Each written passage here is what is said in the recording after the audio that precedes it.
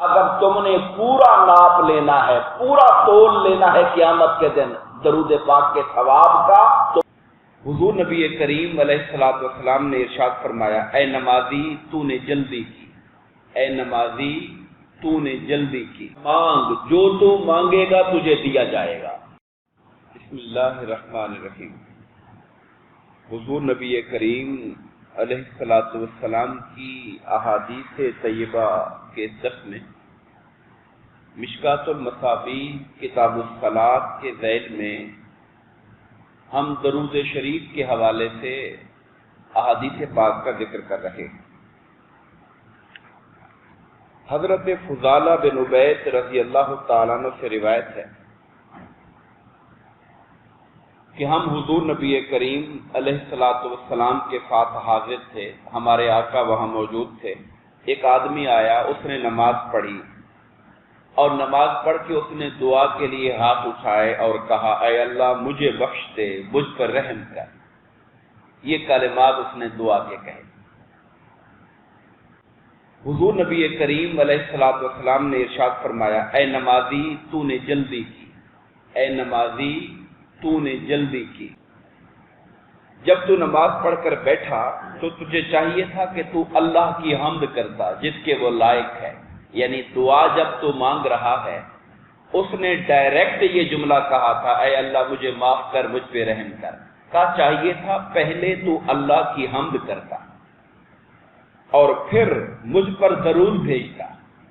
اور پھر تو یہ دعا کرتا،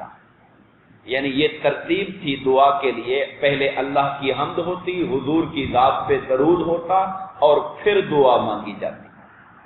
اگلی حدیث پاک حضرت عبداللہ بن مسعود رضی اللہ تعالیٰ عنہ راوی ہیں۔ آپ فرماتے ہیں، میں نماز پڑھ رہا تھا اور حضور نبی کریم علیہ الصلوۃ والسلام اور حضرت ابو بکر عمر رضی اللہ تعالیٰ عنہما آپ کے ساتھ تھے، وہ بھی مسجد بیٹھے تھے اور میں نے آ کے نماز پڑھی۔ جب میں نماز پڑھ کے بیٹھ گیا تو میں نے اللہ تعالیٰ کی حمد سے ابتدا کی، پھر حضور نبی کریم پہ درود شریف پڑھا، پھر میں نے اپنے لیے دعا کی تو حضور نے فرمایا، مانگ، جو تو مانگے گا تجھے دیا جائے گا۔ یعنی اس ادب کے ساتھ اگر دعا مانگے گا کہ اللہ کی حمد ہو، حضور پہ درود ہو اور پھر اپنے لیے مانگا جائے، کہا مانگ، جو تو مانگے گا تجھے عطا کیا جائے گا۔ سرکار نے 2 بار یہ جملہ ارشاد فرمایا۔ ادب سکھایا گیا کہ اللہ کی بارگاہ سے مانگنے کا طریقہ یہ ہے اور دعا کا سلیقہ یہ ہے۔ حضرت سیدنا ابو ہریرہ رضی اللہ تعالیٰ عنہ سے روایت ہے، آپ فرماتے ہیں کہ سرکار دو عالم صلی اللہ علیہ وسلم نے ارشاد فرمایا، جسے یہ پسند ہو، یہ لفظ قابل غور ہے، جسے یہ پسند ہو کہ اسے پوری ناپ ملے۔ ناپ یعنی ہم ایک چیز جا کے لیتے ہیں، گندم لینے گئے، چاول لینے گئے، ہم چاہتے ہیں کہ ہمیں پورا وزن ملے ہمارا، یعنی جو ہم کام کر رہے ہیں، جس کی پیمنٹ کر رہے ہیں، اس کا ہمیں پورا ناپ ملے۔ میں اگر تم یہ چاہتے ہو کہ تمہیں پورا ناپ ملے تو تم جب ہم اہل بیت پر درود پڑھو تو یوں کہا کرو، اے اللہ اس نبی امی حضرت محمد صلی اللہ علیہ وسلم، آپ کے ازواج مطہرات یعنی امہات المومنین، آپ کی اولاد پر، اہل بیت پر رحمت بھیج، جیسے تو نے رحمت بھیجی تھی حضرت ابراہیم پر اور ان کی آل کے اوپر، تو بڑی حمد و بزرگی والا ہے۔ یعنی اپنے درود پاک میں مجھ پر بھی درود شامل کرو، میری آل پر بھی شامل کرو، ازواج مطہرات پر بھی شامل کرو، صحابہ کرام پر بھی شامل کرو۔ اگر تم نے پورا ناپ لینا ہے، پورا تول لینا ہے قیامت کے دن درود پاک کے ثواب کا، تو پھر ان سب ہستیوں کو درود پاک کے اندر شامل کیا۔ یہاں پہ آپ نے دیکھا، اصل میں یہ ہمارے ہاں بعض لوگوں کو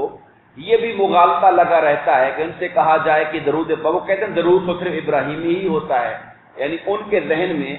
ایک یہ بات جمی ہوئی ہے کہ درود ابراہیمی پڑھیں تو ٹھیک ہے اور کوئی اور درود پڑھیں تو شاید وہ سمجھتے ہیں سنت سے ثابت نہیں ہے۔ ایسا نہیں ہے، درود ابراہیمی آقا نے خود سکھایا بطور خاص نماز میں پڑھنے کے لیے، نماز میں اس کے علاوہ اور درود نہیں پڑھتے، مگر اس کے علاوہ سرکار نے جیسے یہ درود سکھائے جو میں نے جس کا اردو پڑھی ہے، اس کی عربی پڑھتا ہوں میں آپ کو، سرکار نے یوں درود پڑھا کر اللہم صلی علی محمد النبی الامی وازواجہ وامہات المؤمنین وذریتہ واہل بیتہ کما صلیت علی ابراہیم انک حمید مجید، یہ درود بھی میرے مصطفیٰ نے سکھایا ہوا ہے۔ اس کا مطلب یہ ہوا کہ صرف ایک درود ابراہیمی نہیں ہے، درود پاک کے مختلف الفاظ کے ساتھ درود پاک بھی حضور نبی کریم کی احادیث پاک سے ثابت ہے۔ حضرت علی مرتضیٰ رضی اللہ تعالیٰ عنہ سے روایت ہے، آپ فرماتے ہیں کہ رسول اللہ صلی اللہ علیہ وسلم نے ارشاد فرمایا، راوی ہیں حضرت علی مرتضیٰ باب مدینۃ العلم، آپ فرماتے ہیں کہ آقا نے فرمایا بڑا کنجوس وہ ہے، عربی لفظ ہے بخیل، بڑا کنجوس وہ ہے جس کے سامنے میرا ذکر ہوا اور پھر بھی اس نے مجھ پر درود نہ پڑھا۔ یہ جو الفاظ ہیں بڑا کنجوس ہے، یہ ناراضگی کے الفاظ ہیں۔ ظاہر ہے کہ ہم کسی کو کنجوس تبھی کہتے ہیں کہ جب وہ آپ کا جو حق ہے وہ بھی آپ کو نہیں دے رہا، پھر آپ کہتے ہیں یار بڑے کنجوس آدمی ہو تم۔ تو ایک کنجوسی تو وہ ہے جو انسان دنیاوی مال میں کرتا ہے، مال سے محبت ہے اور مال سے محبت کی وجہ سے انسان جائز حق لوگوں کا ادا نہیں کرتا تو کہتے ہیں بخیل آدمی ہے، کنجوس آدمی ہے۔ مگر فرمایا اس سے بھی بڑا بخیل وہ ہے قیامت کے دن کے اعتبار سے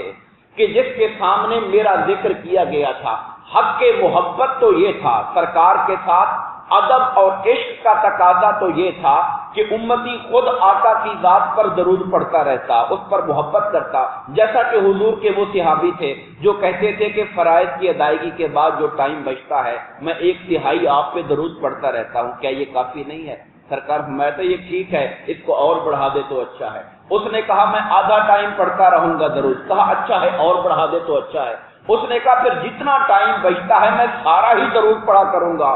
آقا نے فرمایا کہ پھر تو اللہ تیرے سارے غم دور فرما دے گا۔ تو حق کے محبت تو یہ تھا کہ درود ہر وقت پڑھا جاتا، مگر فرمایا اگر وہ ہر وقت نہیں بھی پڑھتا تھا تو کم سے کم جب میرا نام نامی آیا، میرا ذکر مبارک آیا، تب تو اس کا درود نہ پڑھنا اس کے بڑے بخل کی نشانی ہے۔ بخیل ہے انسان ایسا۔ حضرت رویہ سے رضی اللہ تعالیٰ عنہ سے روایت، آپ فرماتے ہیں کہ آقا انعامدار علیہ السلام نے فرمایا جو بندہ مجھ پر درود شریف پڑھتا ہے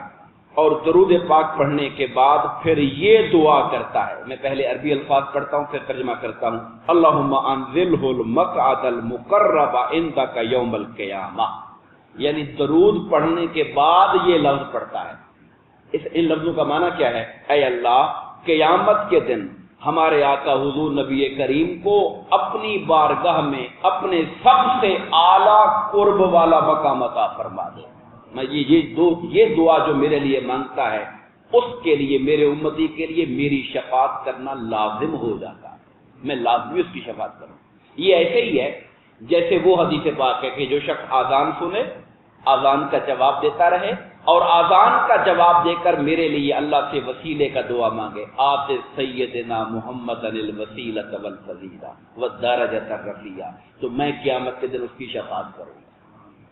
جیسے وہ حدیث پاک ہے ایسے یہ حدیث پاک ہے، جو درود پاک پڑھے اور پھر کہے اللہم